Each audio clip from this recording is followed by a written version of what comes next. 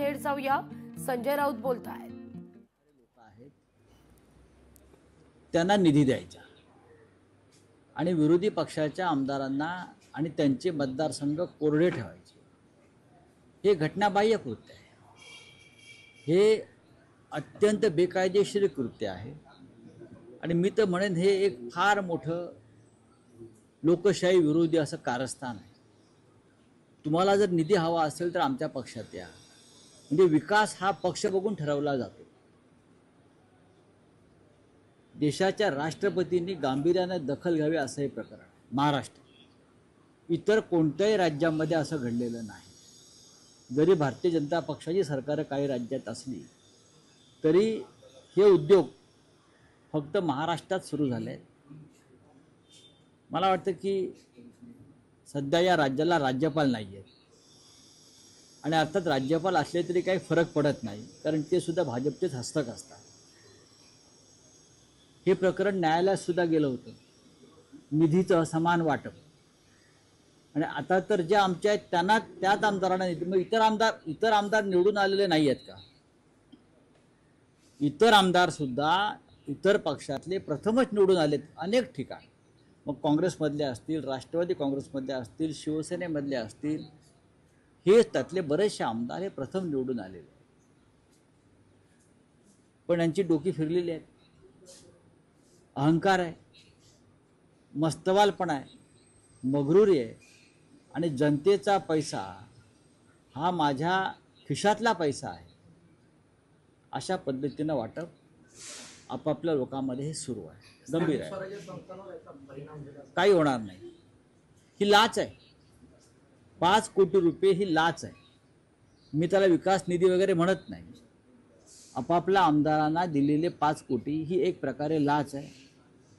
त्यातून किती विकास कामं होतील हे माहीत नाही, पण कमिशनबाजी नक्की होईल. राऊतसाहेब, याआधीही बघितलं की निधी असमान वाटपावरून असंतोष होता. महाविकास आघाडीच्या आमदारांनीही मुख्यमंत्र्यांची भेट घेतली. अनेकदा हे प्रकरण उजेडात आलं होतं आणि काही माजी आमदारांनी तर इतकंही म्हटलं होतं की मी आमदार नसतानाही मला 20 कोटीचा निधी मिळतो. अशा आता तुमची मागणी काय आहे की स्थानिक स्वराज्य संस्थांची महायुतीची ही स्ट्रॅटेजी दिसते, त्या ठिकाणी निधी वाटप करून कसं आपल्याला भक्कम करता येईल, लोकांचे प्रश्न सोडवता येतील? या सरकारमधल्या लोकांनी म्हणजे प्रमुखांनी पैशाच्या जोरावर मतदार विकत घेण्याची जी नवीन योजना आणलेली आहे, त्यात अनेक योजना आहेत. पैसे द्यायचे आणि मतं विकत घ्यायचे. हे 5 कोटी रुपये ठेकेदाराच्या माध्यमातून परत त्याच आमदारांना वळवले जाते.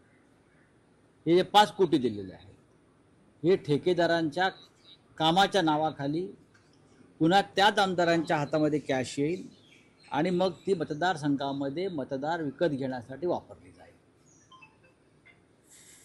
हे गेले काही वर्ष सातत्यानं सुरू आहे आणि ह्याच्यावरती आवाज सामुदायिकरित्या उठवावा लागेल. जसं आम्ही निवडणूक आयोगासंदर्भात एक भूमिका सर्व पक्षांनी घेतली, मोठा मोर्चा निघतो आहे, त्या पद्धतीने ह्या विषयावर सुद्धा आम्हाला एकत्रित आवाज उठवावा लागेल. विधिमंडळाच्या अधिवेशनात तर हा प्रश्न उचलला जाईलच 100%, पण इतर सुद्धा लोकशाही मार्गातील आयुधांचा वापर करून या प्रश्नाला वाचा फोडली जाईल.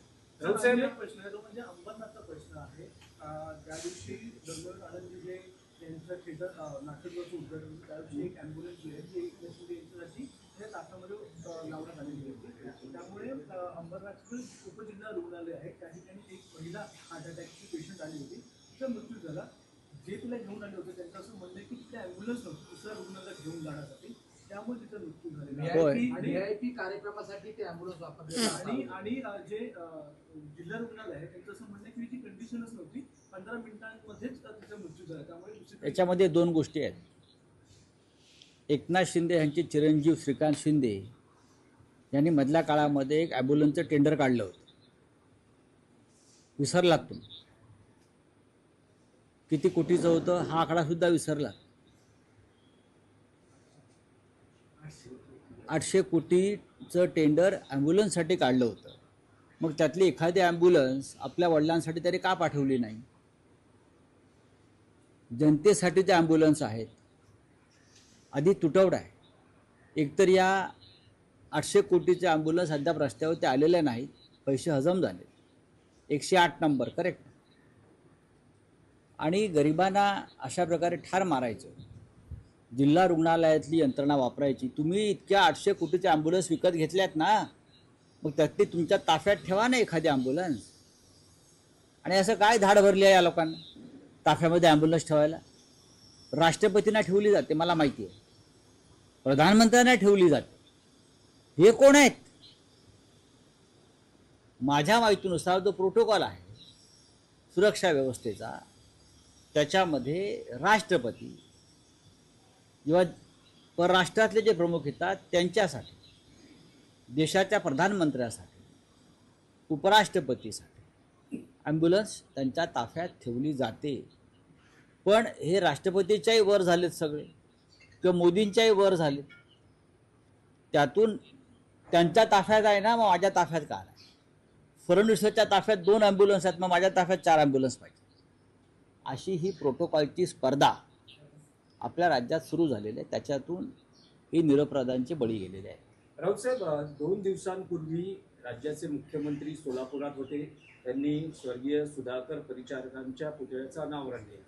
त्या एका रात्रीत फडणवीसांनी गेम फिरवल्याचं म्हटलं जात आहे.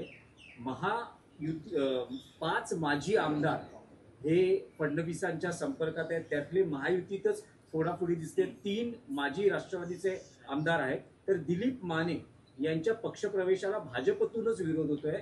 स्वतः स्थानिक आमदार आणि भाजपचे जिल्हाध्यक्ष सगळेच त्यांच्या पक्षप्रवेशाला विरोध करतात. मग त्याच्यावर तुम्ही सुभाष देशमुखांचं रिॲक्शन घेतली पाहिजे. त्याच्यावर तुम्ही अजित पवारांशी बोललं पाहिजे. त्यांचे आमदार किंवा माजी आमदार फोडले जात आहेत ना, आम्ही कशाला बोलायचं आहे? मग तुम्ही आम्हाला प्रश्न विचारता, हे चुकीचं आहे. ज्या भाजपच्या प्रमुख नेत्यांनी विरोध केलेला आहे या प्रवेशाला, त्यात माझ्या माहितीप्रमाणे सुभाष देशमुख आहेत. जाऊन भेटा त्यांना, त्यांच्याशी चर्चा करा, त्यांचं मत घ्या की ते विरोध का करतायत किंवा हे पक्षप्रवेश करण्यामागे नक्की फडणवीसांना काय त्यांची भूमिका आहे. अजून त्यांना आपला पक्ष बेडकासारखा किती फुगवायचा आहे हे त्यांना विचारून घ्या. नाही, पण महायुतीतलीच ही फोडाफोडी, कारण अजित पवारांचा पक्षही अलर्टला आहे. भरणेंना डॅमेज कंट्रोलसाठी पाठवलेलं आहे.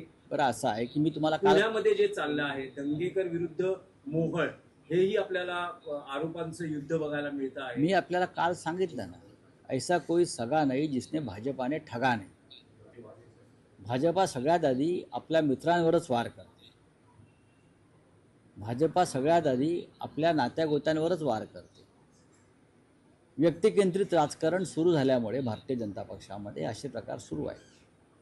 सुभाष देशमुख कदाचित फडणवीस गटाचे नसतील, त्याच्यामुळे त्यांच्यासमोर एक आव्हान उभं करायचं असं अनेक जिल्ह्यामध्ये आहे. आणि त्यातून असे प्रकार सुरू झाले असतील तर तो भाजपचा अंतर्गत प्रश्न आहे. चला, भाई जगतापांनी मोठी घोषणा केली आहे. बोला, काय हो गया?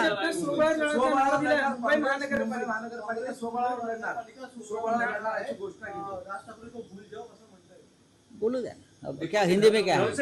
एक प्रश्न आहे. मध्यंतरी जो ICC एशिया कप होता त्यावरून बरंच भारतातही आरोप प्रत्यारोप बघायला मिळाले. आता जी ट्रॉफी आहे, BCCIनं पुन्हा एकदा ACCला पत्र पाठवलेलं की ती ट्रॉफी आम्हाला द्या.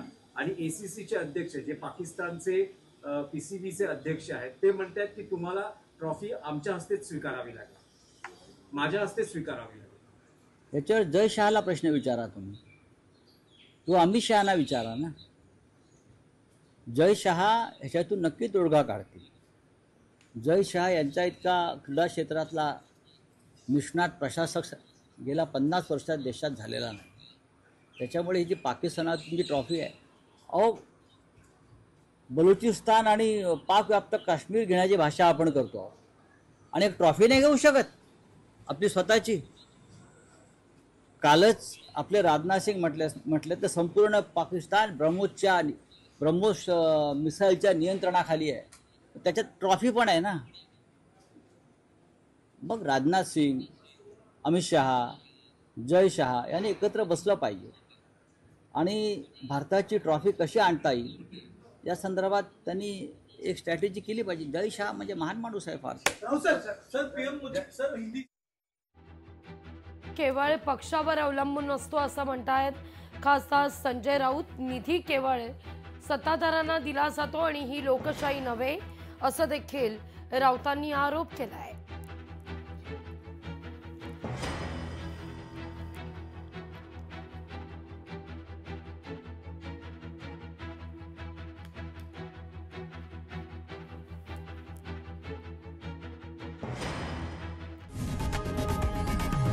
लोकशाही मराठी ऐका, पहा, जागरूक रहा.